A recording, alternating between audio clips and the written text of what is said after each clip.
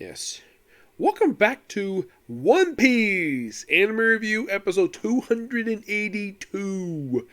This one we're discussing basically the newest episode of the series, episode 1048, To the Future. Let's see. To the Future, Yamato and the Great Swordsman Pledge.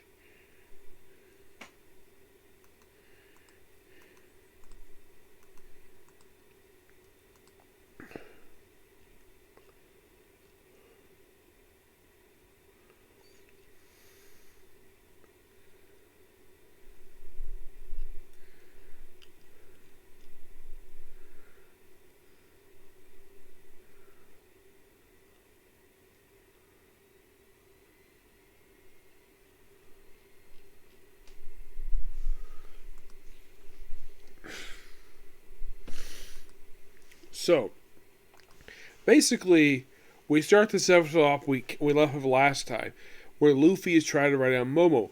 Where he flies up, it's like, oh, we're so high, and he's like creative heights, and it falls down. Yeah, it doesn't go very far. Yeah, that's a good reason, because they're going to explore that next episode. Meanwhile, though, now, that was the only time we saw Luffy the whole episode, that one bit. And here's the thing, he is the only Straw Hat seen the entire episode. The reason why is because this episode focused on Yamato. So we see Yamato fighting her father a lot during the episode. At one point, basically, he has this little thing over her neck, and it looks like he's like grabbing on the spike. Now, he's referred to as a boy, despite the fact Yamato is a beautiful woman. And then we have a flashback to pretty much what Yamato was up to just after Odin's death. We see Kaido arriving back home at his mansion, where he finds out that his daughter has beat the crap out of his own men because she wants to protect Wano. So basically, she throws him in with 3 defeated samurai while being chained up there. Yep, and by the way, these 3 samurai are Sakamatsu Utsumura, who's Oda himself has confirmed this guy looks exactly like Zoro, except Oda confirmed this is not Zoro's father. Nope, despite the fact these look exactly like, that's not them. We also have Uzuka Tempura. This is his anime debut. The other guy, no, not really. He made his debut a while ago. And we also have Fuzu Utsuba. Yep.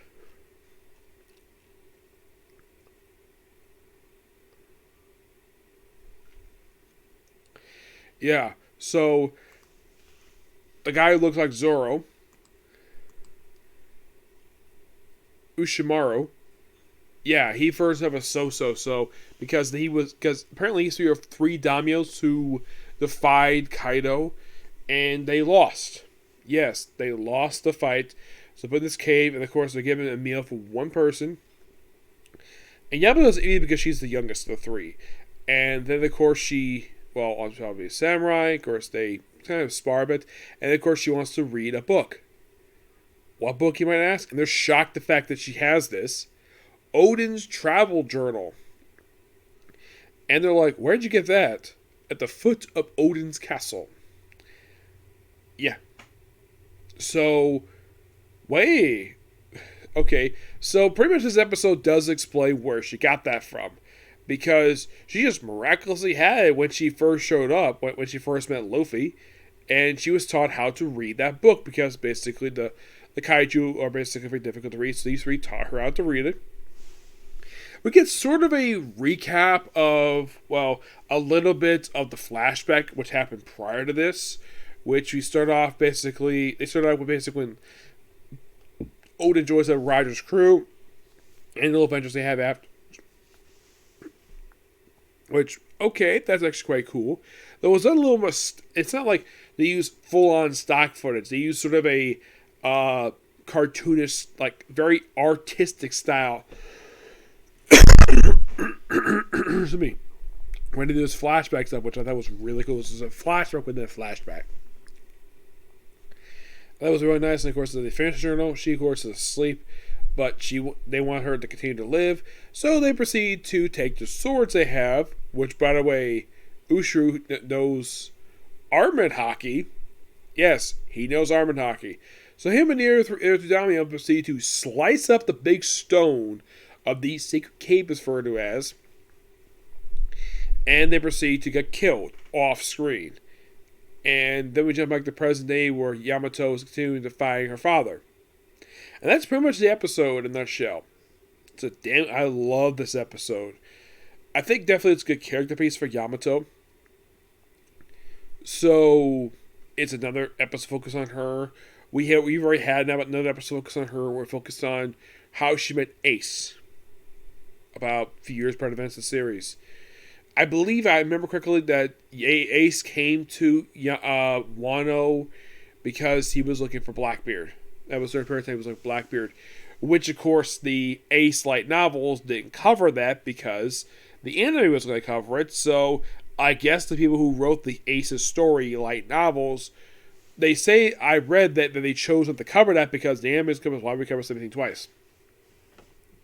But yeah, love this episode. Next week looks like we're focused a lot on Luffy trying to get up to, back up to the mansion and more of the fight between Yamato and Kaido. That looks like next week. Okay, fine. Now, we are getting pretty close to wrapping up this arc. Well, kind of anyways, yes. Now, if you're curious though, how many more chapters? Because they just finished adapting 1024. So, how many more chapters have to be adapted? You really want to know? 33. Oh, and fun fact, did you know this chapter came roughly 2 years ago? Yeah, it was it was almost, actually it was like a year and about a little over a year and a half ago. That's how long ago this thing came out. So, my guess is we're going to start with 1025 for our next episode. That looks like anyways. Yep. Okay, now moving on to this chapter of the manga. Chapter 1072, The Weight of Memory. So by the way, because they just finished adapting chapter 1024, and this is basically 1072. That means that the manga is roughly, I think it's about 50. I think it's about 48 chapters ahead where the anime is. Yeah, 48 chapter, excuse me. Chapter starts off with the return of this thing. I haven't seen this in a couple of chapters.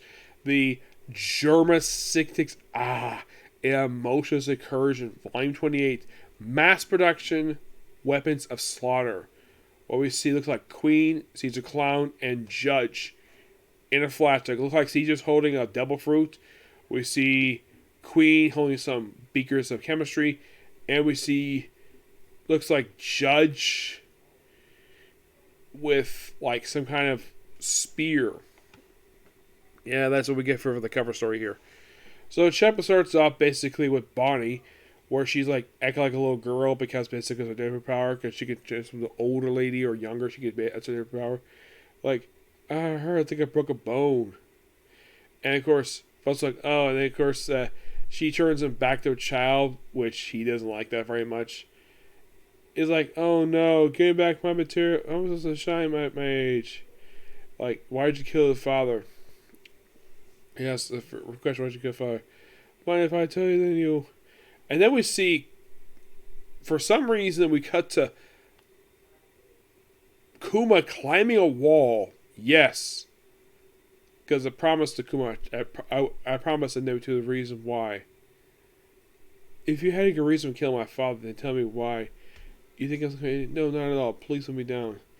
This is the way his Frio came from none other than Kuma himself. You're a liar. My father would never choose to die and leave me behind. You killed him. It was hard for me, too. I don't remember it. Kuma is a great man. I'm proud of my friend. I love it all my heart, and I can't tell you this. Please understand. I can't accept a useless answer like that on faith. This is abuse. Wait, Bond, tell me what you think. It's nothing. It's nothing's everything to do with Kuma. No, it doesn't. Then she opens up a door, and then we see this big paw, which last time we saw a power like this was with Mothra Makuma's second major appearance, which was in the Thriller Bark arc. And of course, Veilspoke tells him, don't touch that because that's basically that's Kuma's pain.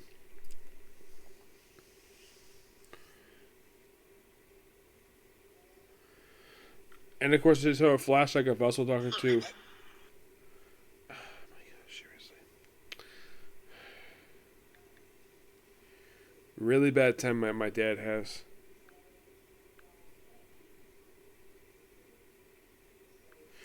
Anyways.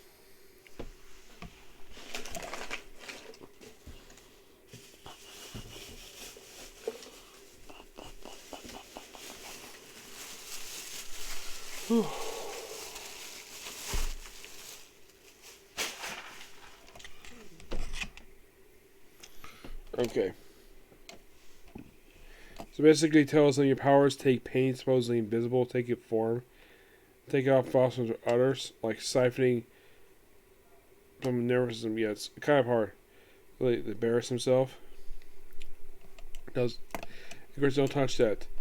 Enough pain to be lethal. And of course, like, I know powers very well. Hold him down. And of course, he just teleports away. That's not a memory, isn't it?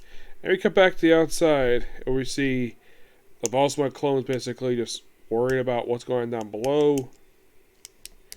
We see the various, robots were released that past the thesis look like a version of Hawks, Jinbei, Kuma, and Hancock.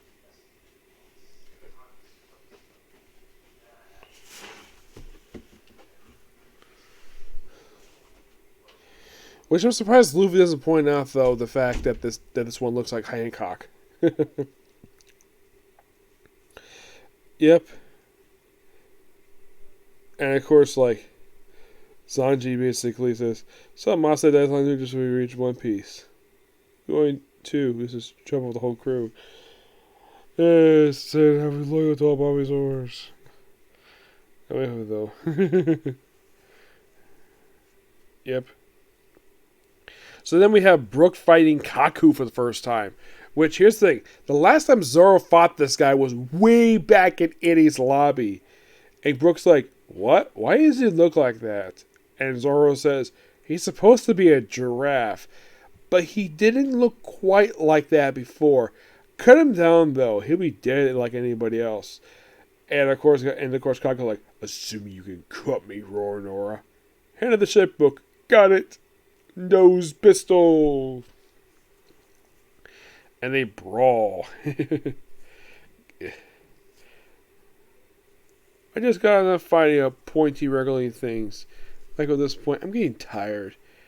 Destroy the lab if Regular comes out, Seraphim. There goes Red. Oh no. Alright, sure, go ahead through this mission. Yeah, then we have something really weird happen. Looks like Kaku is hit. Something chop. Huh? Did you... Kaku? Kaku's knocked out. And you have Rob Lucha look over like, what are you doing, saucy? What? What did they do? I only put him to sleep. And now, Lucci, I'll ask you the same. And then it's revealed, clone of Miss Buckingham Saucy Rocks. Saucy. Rock Pirates. What? She was part of the Rock Pirates. Matt's clone experience successful. Subject number 1, Saucy. Saucy's a clone? What? What the heck? Like, this is a very shocking development. Saucy first showed up in Whole Cake, and now she's a clone? Miss Buckingham Saucy. So, she's one of the Rock Pirates. Does that mean she knew Kaido and Big Mom? That's possible. But this was damn good. I love this. 10 out of 10. Awesome. So, that's episode review. Next episode is going to be Don't Tell Me, Miss Nagaro. Okay, next video. Bye. Oh.